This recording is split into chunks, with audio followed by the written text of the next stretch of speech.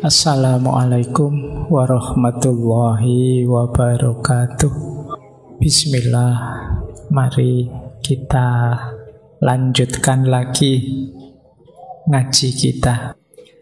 Nah, ini juga salah satu tips untuk melawan kebencian diri. Jadi membenci diri itu nanti harus diganti dengan self-worth. Self-worth itu merasa diri berharga. Yang kedua self-esteem, punya kebanggaan diri. Dan self-confident, punya kepercayaan diri. Ini tindakan konkret yang bisa kita lakukan. Yang pertama, mandiri. Ayo mandiri, memutuskan sendiri, membuat pilihan sendiri. Jadi kita biasakan hidup yang mandiri. Karena dengan menyelesaikan masalah sendiri, memutuskan sendiri, nanti muncul kebanggaan pada diri kita. Ternyata aku bisa juga ya. Ternyata aku mampu juga ya. Dan itu menguatkan diri kita. Nambah rasa cinta kita pada diri kita sendiri. Yang kedua, jangan enggan untuk menerima tanggung jawab. Ini akan melatih kita bangga dengan diri kita. Ternyata bisa saya jadi ketua ini, ketua itu. Ternyata saya bisa jadi panitia ini, panitia itu, meskipun bagian seksi apalah gitu. Jadi ini namanya siap menerima tanggung jawab. Cobalah, enggak apa-apa, ambil tanggung jawab apa kecil-kecilan. Mungkin bagian marketing apa itu, atau bagian pembantu apa itu. Coba ambil tanggung jawab. Pak, saya untuk ngaji filsafat ini saya bagian noto gelas ya, saya pokoknya tahu. Atau kelihatannya ada yang di depan bagian noto sandal ya, nah itu bisa. Atau saya ini melatih kebanggaan diri. Biar kamu sadar bahwa kamu bisa. Di kamar kos ini, kita kan satu kamar berdua. Saya yang bertanggung jawab menyalakan lampu misalnya. Jadi kalau masuk kamar, saya bagian nyalain lampu, kamu bagian ngepel, nyapu, dan jadi ya sampai naik dhewe golek sing enak. Jadi ini namanya melatih diri. Ini melahirkan rasa bangga, merasa berharga. Saya itu orang, meskipun saya biasa-biasa gini Pak, saya itu cukup bernilai loh Pak. Prestasimu apa? Loh saya itu bertahun-tahun bagian nyalain lampu di kamar itu. Tidak ada yang seistiqomah saya menyalakan lampu misalnya. Loh, itu kan kebanggaan. Jadi siap menerima tanggung jawab dan bangga dengan prestasi. Jadi saya bangga saya bisa ini, saya bangga saya bisa itu. Kemudian suka dengan tantangan baru. Nambah tantangan, kita bisa menaklukkan, kita tambah bangga dengan diri kita. Kemudian bisa tertawa, bisa nangis, mau teriak kalau memang jengkel, dan kalau memang ingin sayang ya bilang sayang. Kalau memang itu spontan saja, tidak usah terlalu. Ini melatih kepekaan diri. Orang itu yang benci dirinya, orang minder itu mau tertawa saja mikir, saya mau ketawa ini lucu banget ini, tapi jangan-jangan temanku tersinggung, atau jangan-jangan tidak situ ketawa. Mau nangis juga begitu. Wah, nanti tidak dianggap jantan saya nangis. Tidak jadi nangis. Tidak. Ekspresikan saja. Kalau terharu ya nangis. Nonton sepak bola sambil nangis-nangis. Atau kalau tidak apa-apa, mungkin jagomu kalah. Atau pas apalah gitu main. Tidak apa-apa. Tunjukkan ekspresi dirimu. Kalau kegulan ya sedih. Kalau menang ya senang, biasa saja, dinikmati saja. Tidak usah terlalu banyak mikir. Spontan saja. Nah, itu membahagiakanmu. Jadi jiwamu longgar. Mau teriak-teriak saja. Meskipun jangan tengah malam. Sepi-sepi, kamu nanti dicari tetanggamu. Ini ketawa-ketawa saja. Ya meskipun jangan lama-lama, jangan sendirian, jangan tengah malam, jangan nanti kamu diangkut ke RSJ sama tetanggamu. Jadi hidup yang nyaman, yang enak, kamu bisa menikmati.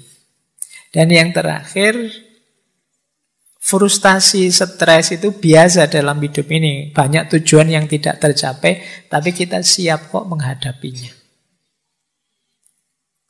Ini membuat kita bahagia. Jadi akhirnya kita merasa, oh ya meskipun aku ini orang biasa, tapi aku punya nilai, aku punya harga diri. Aku percaya diri untuk menghadapi hidupku. Baik, saya lanjutkan biar utuh. Nah, sekarang kita lihat ada beberapa makna filosofi dari kebencian diri ini yang penting kita renungi. Kita awali dari filosofi-filosofi akarnya kebencian diri. Ada satu quote yang bunyinya begini. Jika mencari kesempurnaan adalah cara untuk membuktikan nilai kita, pada akhirnya pencarian itu hanya akan membuktikan ketidaksempurnaan kita. Mungkin dengan kata lain, kalau kita membuktikan diri dengan cara mengejar kesempurnaan, maka ketemunya pasti ketidaksempurnaan, dan ini biasanya membuat kita kecewa. Yang bisa berkembang menjadi kebencian terhadap diri kita. Makanya ada yang bilang akarnya self-hatred itu antara lain cara berpikir yang perfeksionis. Kamu ingin perfect terus, sementara hidup ini tidak perfect, termasuk diri kita juga tidak perfect. Akhirnya kita banyak kecewa, banyak mengeluh tentang diri kita. Kita tidak sadar, tidak ada manusia yang sempurna. Jadi ini akar yang paling awal. Biasanya kita kecewa dengan diri kita. Kenapa bisa kecewa? Cara berpikirnya perfeksionis. Sementara manusia yang perfect sama sekali itu tidak ada. Kalau kita perfeksionis, ya hidup kita akhirnya dari stres ke stres. Biasanya fokus kita hanya pada hal yang tidak beres di antara semua yang beres. 99% beres, tapi 1% tidak beres, ya satu ini yang jadi perhatian kita. Akar yang pertama itu. Akar yang kedua, kenapa orang bisa membenci dirinya sendiri? Ini saya ambil quote juga, yang bunyinya begini. Pesan-pesan yang diterima anak-anak kita dari gurunya, pelatihnya, dan meskipun dengan niat terbaik dari kita, dapat mendorong mereka ke arah kesombongan atau keputusasaan, ke arah pembenaran diri atau kebencian diri. Nah, ini yang kedua, ini akarnya bisa dari lingkungan. Mungkin teori-teori, konsep-konsep, nasihat-nasihat yang masuk ke kepala kita dari lingkungan sekeliling kita. Yang membuat kita terus benci dengan diri kita. Ya misalnya tadi kita jadi, wah saya itu ternyata bukan anak soleh ya. Wah ternyata saya itu bukan anak yang pinter ini, pinter itu ya, tidak seperti teman-teman ya. Itu sejak kecil terus muncul kebencian pada dirinya. Sampai di level dia putus asa dengan dirinya. Akhirnya terus banyak anak-anak yang nakal. Banyak anak-anak yang untuk menarik perhatian yang lain, dia melakukan hal-hal yang tidak kita inginkan. Karena sejak awal dia dibuat putus asa dengan dirinya oleh lingkungannya. Jadi Jadi mungkin dicap ini, dicap itu, dimarahi begini, dimarahi begitu. Ya akhirnya dia, ternyata aku ini tidak berharga, ternyata aku ini tidak penting, ternyata aku ini tidak bernilai. Sudahlah, wong aku tidak penting, tidak bernilai saja, rusak juga tidak apa-apa. Nah, yang kedua dari lingkungan, akarnya. Saya tidak tahu teman-teman yang muda-muda yang malam hari ini hadir, semoga tidak ada yang hasil cetakan lingkungan yang semacam itu. Kalau ada, ayo latihan kita bersihkan sendiri. Setiap manusia berharga. Setiap manusia bernilai, termasuk diri kalian. Tidak ada orang yang tidak bernilai. Semuanya disayangi oleh Allah. Semuanya layak dan berhak untuk dicintai. Seperti apapun situasi dan kondisimu. Akar kedua. Akar ketiga. All hatred of others is a reflection of self-hatred. Kebencian kita pada yang lain itu adalah pantulan dari kebencian kita pada diri sendiri. Sebaliknya juga begitu, semua cinta kita pada yang lain itu pantulan dari cinta kita pada diri kita sendiri. Jadi akarnya apa? Timbal balik dari kebencian kita pada yang lain. Kalau kita benci orang lain, sebenarnya sebelumnya kita sudah benci diri kita sendiri. Ini ciri yang ketiga, ini akarnya memang jiwa kita, jiwa yang membenci. Mungkin karena kecewa dengan diri kita. Ada banyak hal yang tidak sesuai dengan keinginan kita. Akar yang keempat, tidak memaafkan diri sendiri sering menjadi akar dari kebencian diri yang ekstrim. Dan menjadi penghambat yang intens. Hampir tidak mungkin untuk benar-benar memulai kembali ketika kita merasa tidak dapat memaafkan. Jadi ayo kita bisalah memaafkan diri. Ya memang kita kadang-kadang keliru, kadang-kadang salah, kadang-kadang pilihan kita meleset. Tapi kan bukan berarti tidak bisa dimaafkan. Ya maafkanlah. Mungkin kalian kalau ingat salah-salah yang dulu, rasa malu yang dulu, mungkin pernah nyontek ketahuan, mungkin pernah, pokoknya yang menyakitkan di masa lalu, maafkanlah. Terimalah fakta itu, akuilah, maafkanlah, ya tentu saja kalau memungkinkan perbaikilah. Banyak orang yang lari dari dirinya karena momen-momen yang menyakitkan tadi. Termasuk sangat benci dirinya karena momen-momen tertentu. Nah, maafkanlah. Wong kita untuk orang lain saja direkomendasikan untuk dimaafkan. Banyak di antara kita yang tidak bisa memaafkan dirinya sendiri. Tiap hari kerjaannya memarahi dirinya sendiri. Dasar aku ini males, dasar aku ini bodoh, bodoh banget aku itu. Kemudian, aku ini, sering kita memarahi diri kita sendiri, tidak memaafkan. Allah aja maha pengampun. Untuk sesama kita diminta memaafkan, tapi kita kejam sekali pada diri kita sendiri. Nah, akarnya ternyata kita tidak mau memaafkan diri. Terus, setelah akar kita ketemu rasanya. Rasa yang pertama adalah rasa negatif. Ada quotes yang pertama itu, kalau hati dibalut kebencian, kupu-kupu yang cantik tampak seperti gagak yang manis.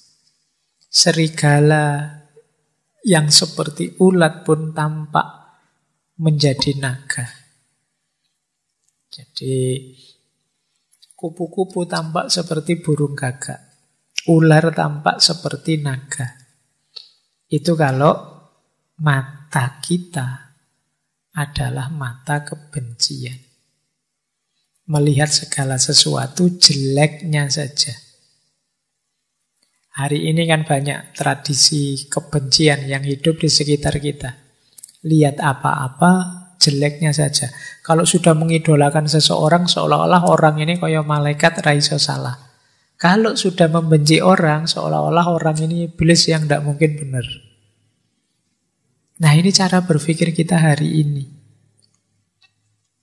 Dan kalau kita berpikir seperti ini, apalagi terhadap diri kita, iblisnya tadi berubah jadi diri kita. Ndak ono bener iblis. Apalah saya itu, Pak? Ndak ada gunanya saya itu, Pak. Untuk apa sih, Pak, saya hidup ini itu? Rasanya seperti ini. Kalau kita benci pada diri kita. Maka ada quote yang kedua, kesalahan banyak orang hari ini adalah merasa malu tentang diri mereka, terus bohong dan berusaha menjadi orang lain. Tidak ngaku dirinya. Karena dia tidak menerima dirinya, dia tidak mengakui dirinya. Siapa aku yang seperti ini? Tidak, ini bukan saya kok, Pak. Saya tidak begini kok, Pak. Aslinya tidak tahu, sekarang kok begini. Saya dulu itu rajin loh, Pak. Kan sering mahasiswa itu kalau absenmu kok banyak semester ini. Aslinya saya itu rajin kok, Pak. Berarti sekarang kamu tidak asli lagi ya? Kamu sudah KW berapa sekarang? Orang sering tidak menerima dirinya sendiri, malu dengan dirinya. Akhirnya dia melarikan diri dari dirinya dengan cara apa? Berusaha menjadi orang lain. Nah, saya itu malu, Pak. Saya itu wajah saya agak keras gini, tapi saya sukanya kok musik-musik yang misalnya tradisional, musik itu loh, Pak. Terus dia merasa malu karena circle-nya musiknya beda. Akhirnya dia mengubah dirinya. Ikut selera musiknya temannya. Gayanya kayak menikmati, tapi tersiksa dia. Kenapa? Dia berusaha jadi orang lain. Biasanya nonton film kartun kok, wah ini sudah mahasiswa, tidak boleh katanya nonton kartun itu kan anak-anak. Kamu berusaha untuk tidak jadi anak-anak lagi, dan kamu nonton film apalah gitu yang dan kamu tersiksa gara-gara itu. Yang terbayang di kepalamu kan tetap suka kartun, mungkin ini kok disuruh nonton film superhero kayak gini, saya itu bayangan saya film itu ya Doraemon apa itu misalnya. Bukan engkau yang dulu, karena ya itu tadi kamu tidak mengakui dirimu. Nah, itu kata dia, itu yang dirasakan oleh orang yang membenci dirinya, malu terus berusaha mengubah diri. Sehingga kata Sherry Huber itu yang terakhir, kalau ada orang memperlakukanmu sebagaimana engkau memperlakukan dirimu. Jadi ada orang memperlakukan kita seperti kita memperlakukan diri kita. Kita memperlakukan diri kita itu kan kejam sekali. Kita paksa ikut prinsip kita. Kita suruh ini, kita suruh itu, kita marahi, kita bikin susah. Kan tiap hari begitu kita pada diri kita. Kalau ada orang melakukan hal yang sama pada diri kita, sejak awal mesti kita menjauh dari mereka. Jadi ini yang bagian rasa. Itulah yang kita rasakan kalau kita benci diri kita. Baik, lanjut. Nah, ada 2 quotes untuk gimana terus jalan keluarnya. Yang pertama ada kebencian yang sumbernya dari luar. Kita benci diri kita karena pandangan orang lain, komentar orang lain, tuduhan orang lain, dan lain sebagainya. Maka yang pertama quote tadi bilang, caramu memikirkan diri sendiri menentukan duniamu. engkau tidak terluka oleh cara berpikir orang lain tentangmu. Apa yang dipikirkan orang-orang itu adalah cermin bagaimana engkau memperlakukan dirimu sendiri. Jadi hidup kita itu ditentukan pikiran kita, bukan pikiran orang lain. Orang lain berpikir apapun tentang diri kita, tidak ngefek. Yang ngefek itu pikiran kita tentang diri kita. Dan yang dilakukan orang lain itu cermin kita memperlakukan diri kita. Kalau kita tiap hari memperlakukan diri kita seperti orang, dalam tanda petik, orang bodoh, misalnya, ya teman kita akan memperlakukan kita seperti itu. Kalau kita tiap hari pakai baju sobek-sobek kan, terus orang kalau mau ngasih kita baju kan, oh dia sukanya baju sobek-sobek, kita dibeliin baju sobek-sobek. Kita tadi teriak, dasar aku itu bodoh, aku itu memang tidak pinter, aku itu. Teman kita kan juga begitu, dasar kamu bodoh. Dia melanjutkan kita saja. Apa yang kita lakukan pada diri kita, ya itu yang mereka lakukan pada diri kita, ya mereka niru kita. Kalau gaya kita gaya tiap hari kita menyusahkan diri kita, misalnya tiap hari kita ke kampus jalan kaki, lari dan lain sebagainya, ya teman kita memperlakukan kita sebagai seorang pelari, seorang pejalan kaki. Kalau kita jadi orang yang lucu, banyak ketawa, ya teman kita memperlakukan kita sebagai orang yang lucu. Jadi treatment kita pada diri kita, ya imbasnya treatment orang lain pada diri kita. Jadi yang awal ya kita, bukan orang lain. Jadi jangan disalahkan orang lain. Kita sendiri yang merancangnya begitu. Terus, nah makanya terakhir Mabel Iku itu menasehati kita, ya kalau bisa yuk berteman dengan diri kita sendiri. Sejak tadi kan kita benci terus dengan diri kita. Masa enggak bisa sih berteman dengan diri kita? Nanti pulang dari sini boleh nyari kaca di kamar itu terus, wah kamu temanku ya, kamu baik-baik ya, ngono. Tapi sendirian saja, jangan ada orang. Nanti kalau ada orang kamu dianggap iki waras apa ndak anak ini. Coba kamu ajak ngobrol temenmu tadi, dirimu sendiri. Maunya apa sih, senengnya gimana sih, asiknya gimana sih, biar akrab. Karena kemarin-kemarin kita banyak sekali tema untuk menyadari diri, mengenali diri. Yaitu sederhananya kita berteman dengan diri kita pahami dia, kita cari apa maunya, kita selidiki bentuk yang dia inginkan dalam hidup ini dan lain sebagainya. Sehingga kita bisa, oh ternyata aku ini tersiksa kalau begini, nyaman kalau begitu. Nah itu terus kalian bisa membahagiakan dia. Membahagiakan dia berarti membahagiakan dirimu sendiri. Aku tersiksa kalau ngajinya panjang gini Pak. Oh ya berarti sesuk setengah saja ngajinya, terus kalau sudah capek mundur sambil tiduran juga boleh. Atau wah saya kalau dipotong-potong tidak tuntas Pak, enaknya yang ini. Coba kamu pahami dirimu, enaknya bagaimana, terus kamu turuti. Tidak harus selalu ikut orang lain. Wah saya yang lain ke sana, ya saya ke sana tidak. Coba kamu pahami, kamu baca, kamu ikuti maunya, biar kamu bahagia. Ini yang disebut berteman dengan diri kita sendiri. Baik, saya akhiri sekian. Kurang lebihnya mohon maaf. Wallahul muwaffiq, wallahu a'lamu bissawab. Wassalamualaikum warahmatullahi wabarakatuh.